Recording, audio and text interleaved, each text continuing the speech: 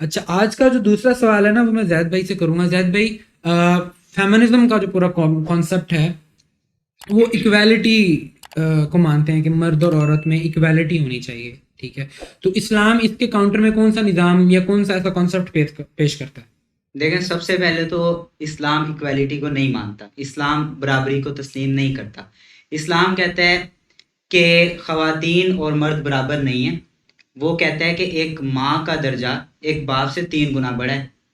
وہ کہتا ہے، حدیث میں آیا کہ جس نے 3 بیٹیوں کی پرورش کی، ان کو پڑھایا لکھایا، تربیت کی اور اچھے گھروں میں بیاہا، ان کو یہ سارا ان کے معاملہ کیا، تو وہ جنت میں میرے ساتھ اس طرح کھڑا ہوگا جس طرح یہ 2 انگلیاں آپس میں ساتھ کھڑی ہیں. جبکہ بیٹوں کے متعلق کسی نے نہیں کہا کہ 3 بیٹے جنہوں نے پرورش کی وہ اس طرح کھڑے ہوں گے. اسی طرح گھر کا سربراہ بنایا مرد کو کہ یہ قوام ہے، یہ حکمران ہے گھر کا. ریاست کا حاکم، اس بات کو ترجیح دی گئی کہ حاکم مرد کو ہونا چاہیے، اور کہا گیا کہ اگر خواتین تمہارے معاملات کے اوپر حاکم ہوگی، تمہاری ریاست پہ حاکم ہوگی، تو تمہارے لیے تباہی و بربادی ہے. تو اسلام کا اصل میں اس کنسیپٹ کو دیکھنا پڑے گا کہ اسلام اصل میں قانون فطرت کو سامنے رکھ کے سارے قوانین اور سارے اصول اور سارے حقوق کا تعین کرتا ہے. کیا آپ دیکھیں کہ وہ اس چیز کو دیکھتا ہے کہ عورت کی فطرت کا کیا تقاضا ہے، یعنی اس کو ہم ایکویٹی کہتے ہیں، کہ اسلام اس بیس پہ حقوق کا تعین کرتا ہے کہ عورت جو ہے وہ ایک ماں بننا اس کے لیے، اس لیے اس کو گھر کی ملکہ کا. باپ کا کام یہ ہے کہ وہ بچوں کی پرورش کرے، ان کے کھانے پینے کا بندوبست کرے، ان کے لیے ضروریات زندگی کی فراہمی کو یقینی بنائے. اس لیے اس کو کیا کیا؟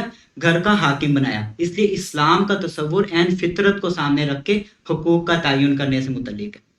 یہ ایک اچھی بات ہے کہ ہم نے سب سے پہلے تو کلیئر کٹ آپ نے جیسے جواب دیا نا کہ برابری نہیں ہے، تو یہ ایک اچھی بات ہے کہ ہمیں ایک چیز کو مزید ایکسپلین کرنا چاہیے کہ برابری نہیں ہے، لیکن دونوں جنسوں میں رسپانسبلٹیز کی تقسیم موجود ہے. ہاں، تو آپ دیکھیں برابری، اگر آپ دیکھیں اس کو بایولوجیکل یا سائیکولوجیکل دیکھیں، تو بایولوجیکلی اگر آپ دیکھیں تو مرد اور عورت، مرد زیادہ مسکولر ہوتے ہیں آپ کے پاس، عورت اتنی مسکولر نہیں ہوتی. اگر آپ سائیکولوجیکل دیکھیں تو اس کافی اسٹڈی سائٹ ہوتی ہیں کہ جب آپ ججمنٹس پاس کرتے ہیں، عورتیں اور مرد دونوں جب ججمنٹس پاس کرتے ہیں، مورل ججمنٹ، اخلاقی طور پہ جو فیصلے دیتے ہیں، تو مرد زیادہ تر ججمنٹ پاس کرتے ہیں جسٹس، اور وہ اس چیز کا لحاظ نہیں کرتے کہ ایک شخص کے مرد ہے باقی پوری بچ جائے، تو وہ اس کو پریفر کرتے ہیں. ایگزیکٹلی، یہ سائنس میں بھی اور سائیکولوجی میں بھی ثابت ہے کہ عورت اور مرد کبھی نہ ذہنی طور پر، نہ جسمانی طور پر، اور نہ ہی ایک